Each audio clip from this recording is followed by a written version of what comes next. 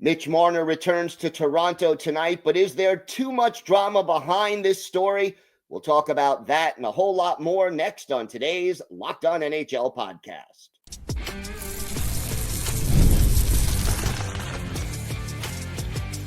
You're Locked On NHL, your daily podcast on the National Hockey League. Part of the Locked On Podcast Network, your team every day. Welcome, everybody, to the Friday edition of the Locked On NHL podcast, part of the Locked On Podcast Network, your team every day. I want to thank everyone who makes Locked On NHL your first listen every day. Don't forget to subscribe on YouTube or wherever you listen to podcasts so you never miss an episode. And thank you for helping to make Locked On the #1 sports podcast network. I'm Gil Martin from Locked On Islanders. I'm here every Friday with Rachel Donner from Locked On Flyers. And happy Friday, Rachel. Happy Friday indeed, although it may be slightly less happy for Mitch Marner today. Yeah, he's heading into the proverbial lion's den of Toronto. His first game back since the big trade in a Vegas Golden Knights uniform. And well, first of all, I guess he got a little sneak preview of that when the two teams met in Vegas a week or so ago, because Toronto fans, as we said at the time, travel very well. Yeah, and, a lot of people go to Vegas to watch games. That's true, too. It's more about the destination than the people traveling, I think, when it comes to Vegas. But all of that being said, it is, I think, overwrought in a lot of ways. But I do also think, like, when a player of his caliber, and Vegas is not new to this, by the way, Jack Eichel, right? In terms of marquee players or elite players changing teams, there's always this drama around it. And it has always fascinated me because, like, this is just sports. Like, trades happen, free agency happens, and, teams make the best decision they can. And so is kind of the drama around this warranted in this case, or is it Toronto? It could be both. It very well could be a little bit of both. I mean, I don't know that the way Mitch Marner left Toronto was so terrible under the circumstances. I think the Maple Leafs more or less made a business decision. They looked at the cap, they looked at the marquee players they had on their lineup, realized they couldn't keep all of them, and Marner was the most logical choice to move on from. That being said, there's always that emotion. Look, fan is short for fanatic. And there's Right. always that emotion when fans feel betrayed by a player or let down by a player, depending on the circumstances of how and when they leave a city. Yeah, and with Marner, he was in a lot of ways, given all of that you talked about with the cap and the existing players, the expendable player in this circumstance. Now, does Marner himself feel slighted by the fact that he was quote unquote the expendable player in these circumstances? Maybe. I don't know. I think he's talked about it to some degree, but to the other part of it, it's his own business and it's none of our business, right? I think it's up to him whether he uses that as motivation or not. And I think he has. I think he's done well in Vegas, but especially because it's the other conference, I feel like there is a certain amount of distance there from Toronto and the market and all of that. But I think, the onus has turned more onto Toronto, as was that the right move given the current results of the Leafs, and less so on Marner himself, or at least it should be, in my opinion. Well, yeah, should be. But, fans, look, I think Toronto fans are they'll have plenty of ire for the general manager for making what they feel is the wrong move. They're not going to hold back on that. But there is still always that feeling, and there are varying degrees of it, where if a player leaves, were they disloyal? Did they turn their back on the fans? I mean, some circumstances that narrative fits a lot better than others. I don't know if it fits terribly well with Mitch Marner's situation, but I don't think fans, so either. no, but they always want their favorite players or their best players to stay. And in the modern NHL, it's not always possible. Yeah, it is interesting though. It's different when there's a trade, right? Just like a in season or even if it's off season, like player and asset sort of trade that happens, right? That's organic because of a need of the team or a need of a team to make a change, right?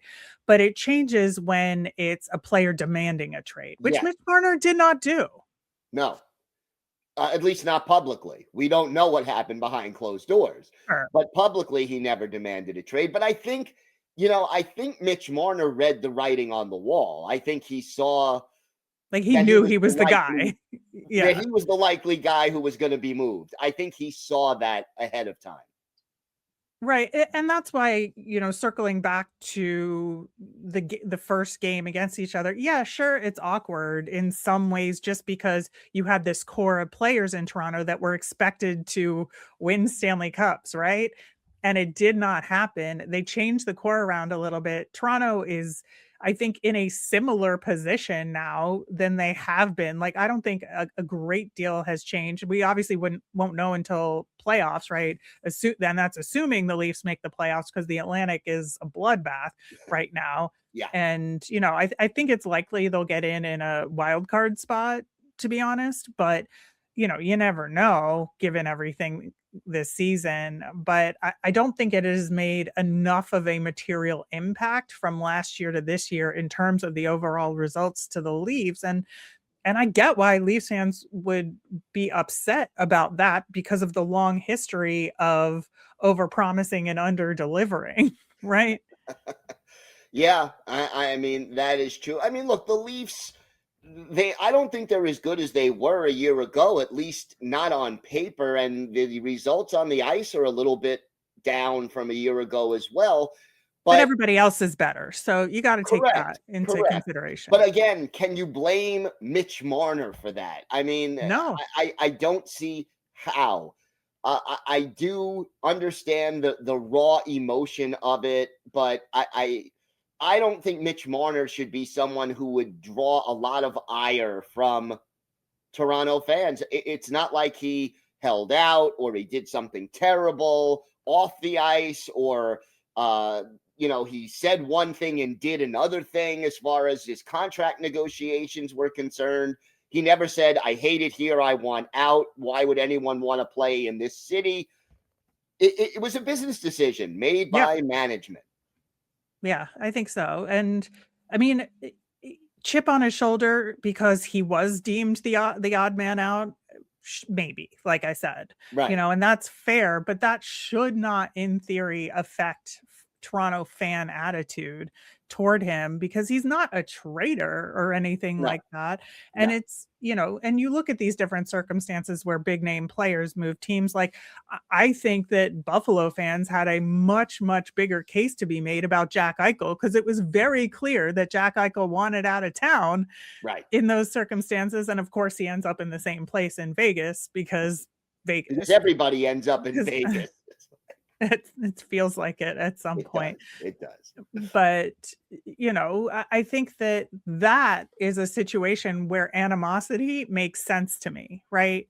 Or at least it did in the initial year after that deal. Maybe it's died down a little bit. I can't speak to the Buffalo Sabres fan base on that front, but in terms of how they feel about it now. But I think that made a lot more sense than any animosity toward Mitch Marner.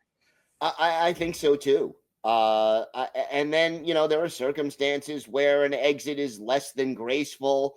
As an Islander fan and media member, the way John Tavares left Long Island, to me, I understand why Islander fans are still angry. And it's not that he left; it's the way he left, where he didn't say he wouldn't re-sign with the team if he was going to sign as a free agent with Toronto, and he told the Islanders that before the trade deadline, they could have gotten something in return for him, and they ended up losing him for nothing.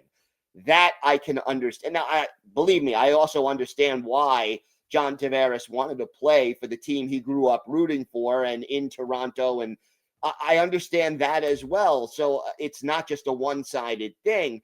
But Mitch Marner's situation is just very different, and Islander fans are still booing John Tavares every time he touches the puck when he comes to Long Island. And I get it to a point, but at what point do you let go? I mean, that's the other thing.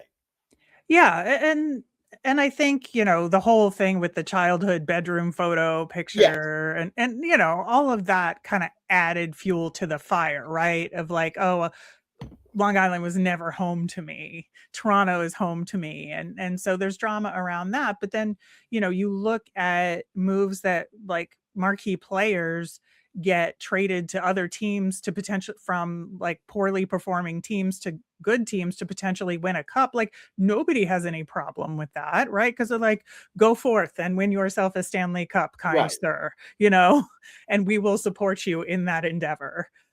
Like, I feel like there's just so many different reasons why guys change teams, and unless it's something where there is some sort of animosity there or a player asks to be traded, like, why should fans be upset? It's a business. It's a business. And, it's a lot different than it was 30, 40 years ago. Before free agency, there was a lot more quote unquote loyalty expected of players to teams and to cities, largely because they had no choice at that point.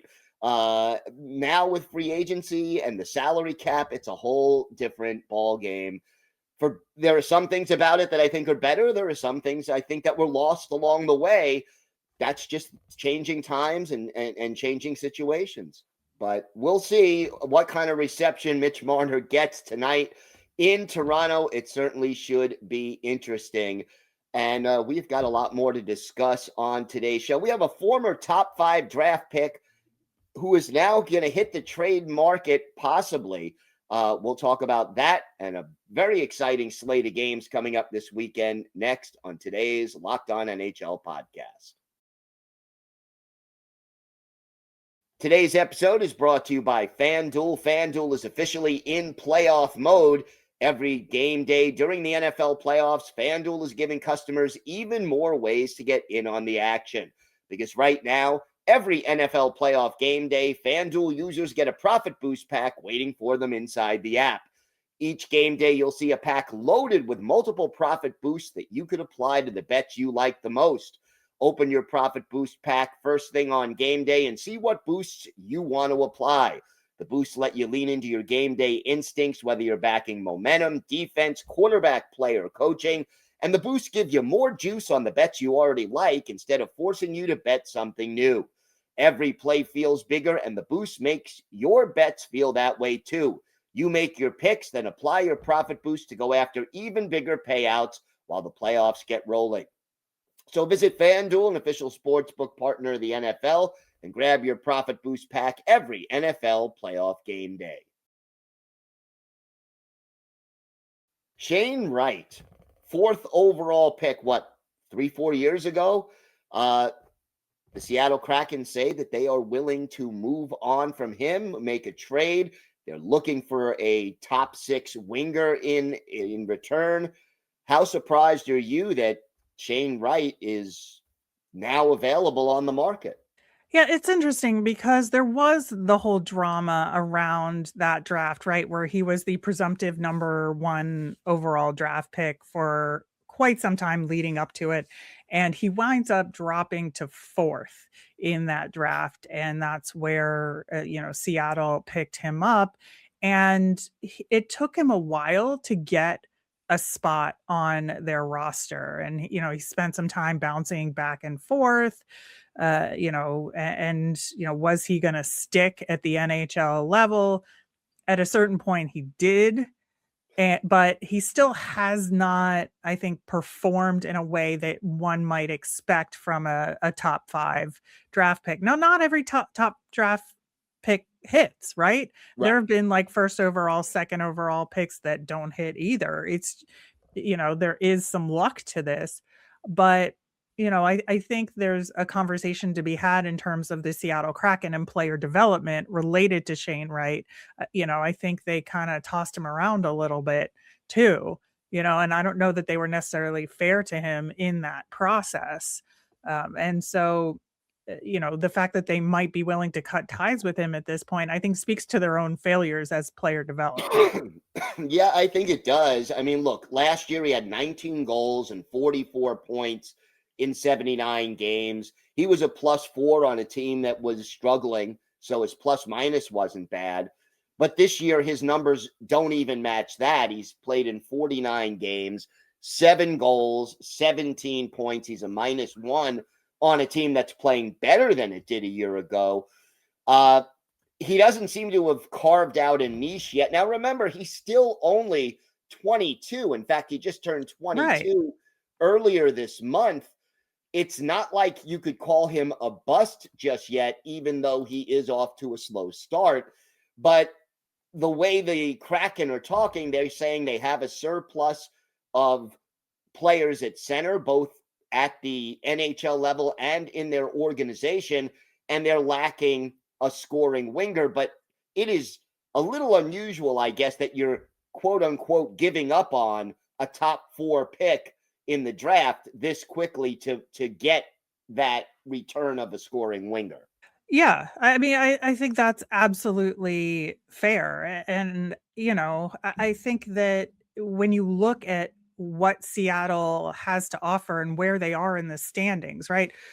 What is the goal here for Seattle? Is it to get into the playoffs and get that scoring winger that you're talking about? Or is it to sell as high as you can on Shane Wright at this point because you think you're going to cut ties at the end of the season anyway, right? And it doesn't really matter about the playoff race. Like, what's the motivation here?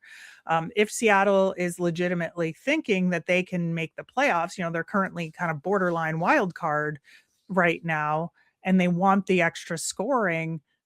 When you're selling, as high as you can on Shane Wright, but he's at a low point, how does that help you unless you're repositioning potential assets to then turn around and bundle it with something else you already have in order to get that scoring winger at the deadline? Is that a possibility? Maybe.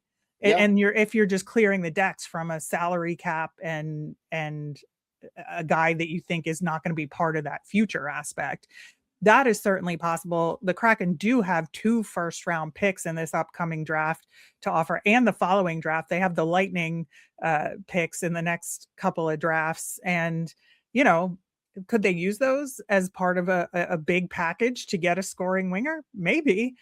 And this is just clearing the decks for a different deal. I could absolutely see that. It could be. And then, we were discussing before we started recording about the strengths and weaknesses of this year's draft. And, center is not a strength. So maybe that entices a team that's looking for a center. Hey, we have Shane Wright. He's a little further along in his development than anybody you would draft this year. There's not a lot of centers in this draft. Maybe they're looking at that as a reason why this is the right time to move Shane Wright. Yeah. I mean, that is also a distinct possibility. I think that Seattle is at a very interesting crossroads right now. And there's like several ways they can go. And, truly, if they think they're a playoff team, like, they go for it, right? Yeah. Yeah. Although, how important is it to just get into the playoffs and gain that playoff experience, knowing you're probably not going on a long run this year? Or is it more important to build for the future and get to that point where you do expect to go on a long playoff run? There are a lot of up and coming teams that are kind of balancing those factors right now as we approach the trade deadline. Yeah.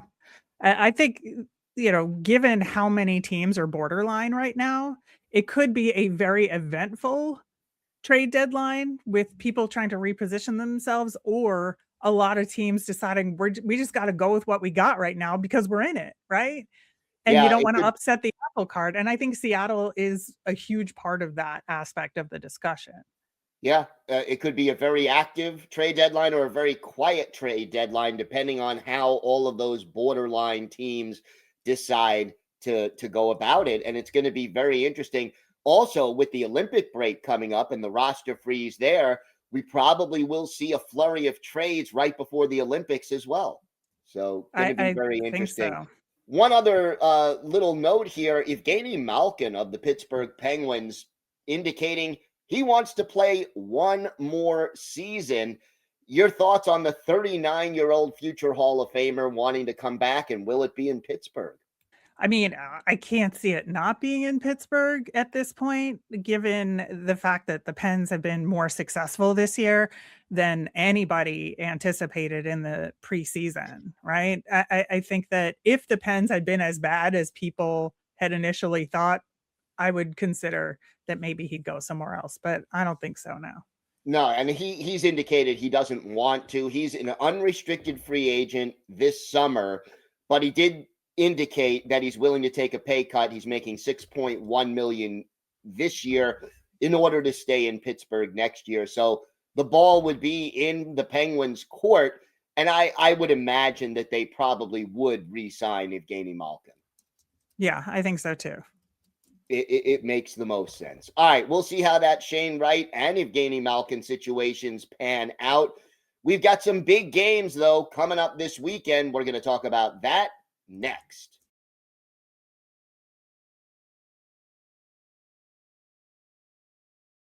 So the big game tonight, Rachel, the Mitch Marner Bowl, the Vegas Golden Knights invading Toronto to take on the Maple Leafs. And what kind of reception do you think that Marner will get from Leafs fans? And you know, we saw a preview of it in Vegas, but obviously it's going to be even louder when they take the ice in Toronto tonight.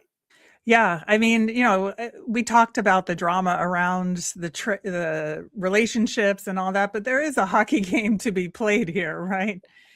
And so, you know, I think that there's obviously a lot more to gain for Toronto winning this game than there is to lose for Vegas if they lose this game, right? Yeah. And so I think, you know, on home ice with the crowd, with the drama, with the motivation, and with the need, frankly, you know, with the way that the Leafs have been a little uneven recently, yeah, they certainly stand a lot more to gain by winning this. So I think it should be a really intense atmosphere. That's for sure. It certainly should be. And I'm sure it'll be a little bit strange for Mitch Marner to be in Toronto and go to the visiting locker room and be on the visiting bench and be in a different uniform. But, you know, after the first time, I guess it gets a little bit more normal. And he's only going there once a year, barring a Stanley Cup final matchup between Vegas and Toronto. Yeah, I like this is going to be a fun game. No doubt. No question. Then a couple of games we're looking at on Saturday, the big rivalry in the original six matchup, the Montreal Canadiens and the Boston Bruins. And boy, the Bruins have been hot lately. They're playing, the teams at the top of the Atlantic are all playing very good hockey right now.